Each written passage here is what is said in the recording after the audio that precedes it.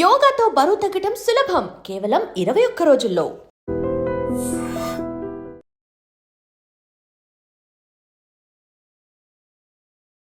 Hi hello నమస్తే, welcome back to iDream media. ఈరోజు మనతో పాటు ఉన్నారు హైకోర్టు అడ్వకేట్ అలాగే ఇమిగ్రేషన్ లాయర్ అయిన పృథ్వీ గారు. ముఖ్యంగా అమెరికాకు సంబంధించి అలాగే దౌత్యపరమైన సంబంధాలు అయి ఉండొచ్చు, స్టూడెంట్ వీసాస్ అయి ఉండొచ్చు, అంతేకాకుండా H1B వీసా, అలాగే ఇది యూఎస్తో పాటుగా యూకే అలాగే ఆస్ట్రేలియా, దీనికి సంబంధించిన ఏ విషయాలు కావాలన్నా కూడా పూర్తి వివరాలు మనకి ఇచ్చే పర్సన్ పృథ్వీ గారు. అలాంటి పర్సన్తో ఈరోజు మనం ఇంటర్వ్యూ. ఈరోజు వచ్చేసి మనం ఏం డిస్కస్ చేయబోతున్నాం అంటే లేటెస్ట్ అప్డేట్స్ అమెరికా నుంచి చూసుకున్నట్లయితే స్టూడెంట్స్ సంబంధించి వాళ్ళ వీసా గురించి, అండ్ కొంతమంది ఈ J1 వీసా ఏదైతే కొలాబరేటివ్ కోర్సెస్ ఉంటాయో వాటికి సంబంధించిన ఓపీడీ టైం తగ్గించడం, ఈ రెండు మెయిన్ విషయాలపై ఈరోజు మనకి ఇన్ఫర్మేషన్ ఇవ్వబోతున్నారు. సో పూర్తి వివరాల కోసం మీరు చివరి వరకు ఎపిసోడ్ చూడండి. నమస్కారం సార్. నమస్తే. సో ఫస్ట్ ఆఫ్ ఆల్ మన ట్రంప్ తీసుకొచ్చే లేటెస్ట్ అప్డేట్స్ అన్నీ చూస్తుంటే చాలా క్రిటికల్గా ఇంకొంచెం టైట్ చేసుకుంటూ వెళ్ళిపోతున్నారు ప్రతి ప్రాసెస్ని కూడా. సో ఈ ప్రాసెస్ ఇప్పుడు ఏదైతే కొలాబరేటివ్ వీసా J1 వీసా మీద ఓపీటీ తగ్గించారంట, దాంతోపాటుగా ఇంకొన్ని విషయాలు మన స్టూడెంట్కి సంబంధించి ఉన్నాయి వీసాకి సంబంధించి. సార్ ఓవరాల్గా ఈ రెండు అప్డేట్స్ ఏంటి, దాని గురించి మనకు కాస్త ఎక్స్ప్లెనేషన్. విరాట్, ఇప్పుడు ఉండేటువంటి స్టూడెంట్ వీసా సంబంధించినంత వరకు ఒక ప్రపోజల్ తీసుకురావడం జరిగింది. ఒక ప్రపోజల్ తీసుకొస్తే అది కాంగ్రెస్ ఒప్పుకుంటుందా లేదా, కాంగ్రెస్లో అది పాస్ అవుద్దా, బిల్ పాస్ అవుద్దా లేదా అనేది వేరే విషయం. ఎందుకంటే యాజ్ ఆఫ్ నౌ అక్కడ గవర్నమెంట్ ఎంప్లాయీస్ని విఆర్ఎస్ తీసుకుని తప్పించడంతో already government employees no pen no tool already declare చేశారు. ఆల్మోస్ట్ ఆల్ ఎక్సెప్ట్ ఈ హెల్త్ సెక్టర్స్లో తప్ప మిగతా అన్ని గవర్నమెంట్ సెక్టర్స్ ఈ రోజున ఎవడు పని చేయట్లేడ. కాంగ్రెస్ అది అప్రోచ్ చేస్తుందో లేదో చూడాలి మనం. కాంగ్రెస్ ఓటింగ్ చాలా ఇంపార్టెంట్. ఎందుకంటున్నారంటే ఈ స్టూడెంట్ వీసాకి వచ్చేసరికి పెద్ద డెవలప్మెంట్స్ అన్నది అక్కడ ఉండేటువంటి ఏ పొలిటికల్ పార్టీ ఒప్పుకోదు. ఈ యూనివర్సిటీస్కి రిలేటెడ్ అయి ఉంది. ఆల్రెడీ టాప్ 10 యూనివర్సిటీస్లో ఒక 7 to 8 యూనివర్సిటీస్ అమెరికాలోనే ఉన్నాయి. ఆ టాప్ 10 యూనివర్సిటీస్ గ్రేడింగ్ ఎట్లా వస్తుందంటే ఇంటర్నేషనల్ వైజ్గా వాళ్ళకి ఇచ్చే ఎమ్యూనిటీస్ బట్టి వస్తుంది. ఇప్పుడు ఈ యూనివర్సిటీ ఉంది, ఇప్పుడు JNT యూనివర్సిటీ ఉంది. JNT యూనివర్సిటీలో టాప్ 10లోకి రమ్మంటే దానికి ఒక ప్రమాణాలు ఉంటాయి. ఒకటికి వచ్చేటువంటి డిసిప్లిన్ సబ్జెక్ట్ ఏదైతే ఉందో దానికి ఎంతవరకు వీళ్ళు ప్రోత్సాహకాలు ఇస్తున్నారు, ఎంతవరకు యూనివర్సిటీస్ ఆర్ గివింగ్ ప్రమోటింగ్ ఆ సబ్జెక్ట్ డెవలప్ చేస్తున్నారు దాని మీద ఉంటుంది. దాని మీద పెత్తనం అనేసరికి ఏ కాంగ్రెస్ సభ్యుడు ఒప్పుకోడు. కానీ దానిని చెక్ పాయింట్ పెట్టడం కోసమని, దానిని ఒక కంట్రోల్లో తీసుకురావడానికి తినేం చేశాడంటే ఏ కోర్స్ అయినా సరే డెడ్ లైన్ ఇచ్చేసేసేయండి, 4 years మ్యాక్సిమం దాటకూడదు. ఎవరైనా సరే US వీసా కోసం వెళ్ళిన వాళ్ళు FN వీసాలతోటి ఎడ్యుకేషన్ పర్సూ చేయాలనుకున్న వాళ్ళు అక్కడికి వెళ్ళి కేవలం 4 years. ఈ డిఫికల్టీ ఎక్కడ వస్తుందంటే ఒక్కొక్కసారి యూనివర్సిటీస్ షిఫ్ట్ అవుతూ ఉంటారు, ఒక్కోసారి కోర్సెస్ షిఫ్ట్ అవుతూ ఉంటారు, మళ్ళీ వాళ్ళకి న్యూ ఏరియా స్టార్ట్ అవుతూ ఉంటుంది. అక్కడ మళ్ళీ వీళ్ళు స్టార్ట్ చేస్తారా మళ్ళీ, లేకపోతే వాళ్ళు కొత్త కోర్స్ స్టార్ట్ చేయాలంటే మళ్ళీ 4 years లేదు, వితిన్ ద టైంలోనే కంప్లీట్ చేసుకోవాలి. ఈ డిఫికల్టీస్ చాలా ఉన్నాయి. మెయిన్ ఎందుకు తీసుకొస్తాడు అంటే బికాస్ అక్కడ యూనివర్సిటీకి నీకు ఫైనాన్షియల్ ఫండింగ్ తగ్గించాలి అనే ఉద్దేశం అనేది తను ఎక్స్ప్రెస్ చేస్తున్నాడు. బట్ ఇండైరెక్ట్గా చూస్తే అతను ఈ అబ్రాడ్ నుంచి ఇండియాకు వచ్చేటువంటి వాళ్ళకి మూలాలు ఎక్కడున్నాయన్న దాని మీద టచ్ చేయటం మొదలుపెట్టాడు. మొన్న H1B వీసా మీద భారీ ఎత్తున సుంకాలు వేయటం, $1,00,000 కట్టండి, ఉంటే ఉండండి లేకపోతే వెళ్ళిపోండి అని చెప్పటం. ఇప్పుడు వచ్చి దీనిని స్టూడెంట్ వీసా అంటే అమెరికాకు వచ్చేటువంటి వ్యక్తుల్ని తగ్గించడం. ఇప్పుడు చాలామంది దీనికి ఇంకొక ఎపిసోడ్ కూడా చేద్దాం విరాట్ దీని మీద. అక్కడ ఉండే స్టూడెంట్ కొంచెం రకమైన పీర్ ప్రెషర్లోకి వెళ్ళిపోవటం, ఒక రకమైనటువంటి భయాందోళనతో చెందటం అన్నది జరుగుతుంది. అక్కడ ఉండేటువంటి F1 వీసా హోల్డర్స్ స్టూడెంట్స్కి అయితే అది పెద్దంత భయపడాల్సిన అవసరం ఏం లేదు. మెయిన్గా J1 వీసా మీద వచ్చేవాళ్ళు అంటే కొలాబరేటెడ్ ప్రోగ్రామ్స్ ఉన్నాయి మనకి, JNTUలో కూడా ఉన్నాయి మన కొలాబరేటెడ్ ప్రోగ్రామ్స్. చాలా రిప్యూటెడ్ యూనివర్సిటీస్ అన్నిటికీ మనకి కొలాబరేటెడ్ ప్రోగ్రామ్ ఉండటం జరుగుతుంది. అంటే వాడు ఇక్కడ 2 years 3 years ఇక్కడ చేస్తాడు, తర్వాత అక్కడికి వెళ్ళి మాస్టర్స్ డిగ్రీ కంటిన్యూ చేస్తాడు. అంటే ఇక్కడేమో బేసిక్ డిగ్రీ చేయటం, అక్కడికి వెళ్ళి మాస్టర్స్ కంప్లీట్ చేయటం జరుగుతుంది.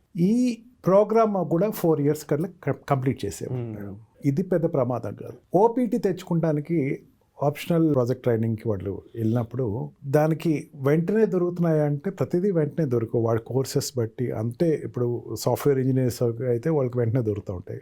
కొన్ని సైన్స్ ప్రోగ్రామ్స్లో ఈ శాటిలైట్ సంబంధించినటువంటి వాళ్ళు సబ్జెక్ట్స్ ఏమైనా చేసినా, లేకపోతే మెడికల్ సంబంధించిన సబ్జెక్ట్స్ ఏమైనా చేసినా సరే కొంచెం టైం పడుతుంది. అట్లాంటి వాళ్ళు ఎవరైనా సరే 60 days టైం ఇచ్చేవారు. అంటే వాడు కంప్లీట్ చేసుకున్నాక ఓపీటీ రాకపోతే కనుక 60 days టైంలో నువ్వు ఓపీటీ తెచ్చుకో. ఆ 60 days టైంలో నువ్వు ఓపీటీ తెచ్చుకోకపోతే then you have to ask for the extension అన్నది ఉండేది. దానిని కట్ చేస్తే ఏం చేశాడంటే 30 days చేశాడు. 60 days కన్నా 30 days చేశాడు. 30 days లోపు వాళ్ళు కంప్లీట్గా ఓపీటీ తెచ్చుకోవాలి. లేదంటే కనుక డిపార్ట్మెంట్ ఆఫ్ హోమ్ సెక్యూరిటీకి డిహెచ్ఎస్కి రిపోర్ట్ చేయండి, వాళ్ళు ఇస్తే ఉండండి, లేకపోతే లేదు. మీకున్న ఎక్స్పీరియన్స్లో మీరు చెప్పండి సార్, 30 days ఓపీటీ తెచ్చుకోగలరు ఎవరైనా? మెయిన్ ఇక్కడ తెలుగు స్టూడెంట్స్, తెలుగు ఏ స్టేట్స్లో ఉండేటువంటి స్టూడెంట్స్కి ఏంటంటే అది పెద్దంత కష్టమైన విషయం అయితే కాదు. మెయిన్ ప్రాబ్లం ఎక్కడ వస్తుందంటే నార్త్ ఇండియన్ స్టూడెంట్స్కి అండ్ బెంగాల్ స్టూడెంట్స్కి వాళ్ళకి కొంచెం ఇబ్బంది ఉంటుంది. మన వాళ్ళందరూ కూడా మ్యాథ్స్ ఓరియంటెడ్ స్టూడెంట్స్ ఎక్కువ మంది ఉంటారు, సైన్స్ ఓరియంటెడ్ స్టూడెంట్స్ ఎక్కువ మంది ఉంటారు. నార్త్ ఇండియా సైడ్ వాళ్ళు ఏంటంటే ఓపీటీకి తెచ్చుకుంటాక మెయిన్ సైన్స్ అండ్ మ్యాథ్స్ వాళ్ళకి అడ్డు వస్తూ ఉంటుంది. నాకున్నటువంటి అనుభవంతో ఎక్కువ నాకు వచ్చేటువంటి ప్రాబ్లం వల్ల ఇది ఎవరైనా నాకు రిఫరల్ వస్తూ ఉంటే నార్త్ ఇండియన్ స్టూడెంట్స్ నాకు రిఫరల్ కనపడుతూ ఉంటుంది. వాళ్ళు కొంచెం ఇబ్బంది పడుతూ ఉంటారు. మాకు ఓపీటీ రాలేదండి, ఓపీటీ వీఆర్ డ్రైవింగ్ అని, ఎనీథింగ్ ఎనీవే ఏదైనా సరే మనం అక్కడ ఉండేటువంటి యూనివర్సిటీస్కి కొలాబరేటివ్గా ఉండి, యూనివర్సిటీస్లో ఉండేటువంటి అక్కడ అసోసియేషన్స్ తోటి ఎక్కువ మనం రిలేటెడ్గా ఉండి, ప్రొఫెసర్స్ తోటి కనుక మనం వాళ్ళతో ఎక్కువ మ్యాచప్ అవుతా, వాళ్ళతో ఎక్కువ మనం ఇంటరాక్ట్ అయితే పెద్దంత కష్టమైతే నేనైతే అనుకోను. OPT is not a big thing as such. Challenge. మొన్న ఒక ఇంటర్వ్యూ చేసాం మనం ఐడ్రీమ్లోనే. ఒక స్టూడెంట్ పట్టుదలతోటి ఐఓ వీసా తెచ్చుకున్నాడు. Is it not possible? Everything is possible. కాకపోతే ఏంటంటే నువ్వు అక్కడ దేనికి వెళ్ళావు, ఆ ప్రమాణాలకి నువ్వు ఖచ్చితంగా ఉండి, నువ్వు ఇంకా లెర్నర్వే, నేను ఇంకా రిలాక్స్ అయిపోయి ఎంఎస్కి వెళ్ళాను కదా, ఇంకా నాకు అయిపోయింది, I can enjoy my life అన్న వాడికి రాదు.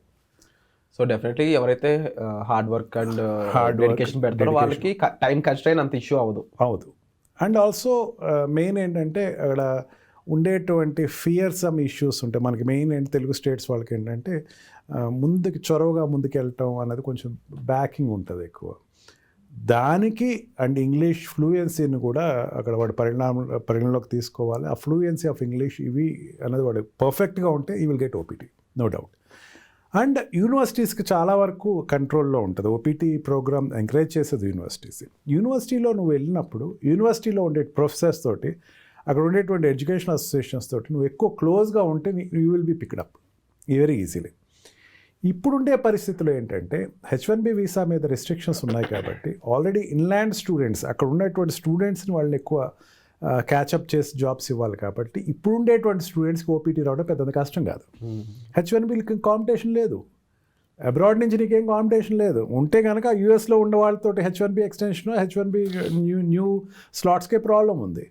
నీకు కాంపిటీషన్ తగ్గింది, స్టూడెంట్కి అక్కడ కాంపిటీషన్ ఎప్పుడైతే తగ్గిందో H1B out side of India, out side of US నుంచి ఆటోమేటిక్గా నీకు ఉండేటువంటి క్రూ నిన్నే తీసుకుంటాడు. వాడు ఏదైనా కంపెనీస్ తీసుకోవాలంటే మిమ్మల్నే తీసుకోవాలి, వేరే ఆప్షన్ లేదు వాళ్ళకి. అందుకని అక్కడ ఉండే కంపెనీస్కి it's a good time to take the Indian స్టూడెంట్స్కి మంచి ఎంకరేజ్ టైం అని చెప్పచ్చు. ఇది దాన్ని ఆ రకంగా తీసుకుంటే ఇది అడ్వాంటేజ్ అని చెప్పచ్చు. Wonderful sir. సో ఓవరాల్గా అబ్జర్వ్ చేసినట్లయితే ఇది అంత సీరియస్ ప్రాబ్లంలో కనిపించట్లేదు. But it depends on the individual person. వాళ్ళు జాగ్రత్తగా ఉండి వాళ్ళు డెడికేటెడ్గా ఉండగలిగితే మాత్రం డెఫినెట్లీ వర్త్ చేసుకోవచ్చు అక్కడ ఉన్న టైంని. సో విన్నారు కదండి ఈరోజు విషయాలన్నీ కూడా. దీనికి సంబంధించి మీరు ఏమనుకుంటున్నారో ఒపీనియన్ని కామెంట్ సెక్షన్లో మెన్షన్ చేయండి. అలాగే నిజంగా ఓపీటీ అనేది 30 రోజుల్లో తెచ్చుకోవడానికి ఎటువంటి విషయాలు అవసరం అవుతాయో యూఎస్ నుంచి చూస్తున్న స్టూడెంట్స్ అయి ఉండొచ్చు, వ్యూయర్స్ అయి ఉండొచ్చు, కామెంట్ కూడా చేయండి. వచ్చే ఎపిసోడ్లో మళ్ళీ కలుద్దాం. Thank you so much. And don't forget to subscribe to iDream. And for more videos, Please subscribe to iDream. Please subscribe to iDream. Please subscribe iDream. And please subscribe to iDream. For more videos, subscribe to iDream. please like, share and subscribe to the channel. Congratulations, iDream. Subscribe to iDream. Subscribe to iDream. So subscribe to iDream Media. iDream team అందరికి huge congratulations. Please subscribe iDream Media. Please subscribe to iDream. Subscribe iDream. Please subscribe to iDream. iDream అంటే నా కళల channel subscribe చేసుకున్నారు, నోరు తిరుగుతలేదు. మీరైతే గంట గుర్తు కొట్టండి. For more such videos, please subscribe to iDream. Subscribe to iDream. Please subscribe to iDream. Please subscribe iDream Media. Please do subscribe to iDream. Please subscribe to iDream Media. For best entertainment and information, please subscribe iDream.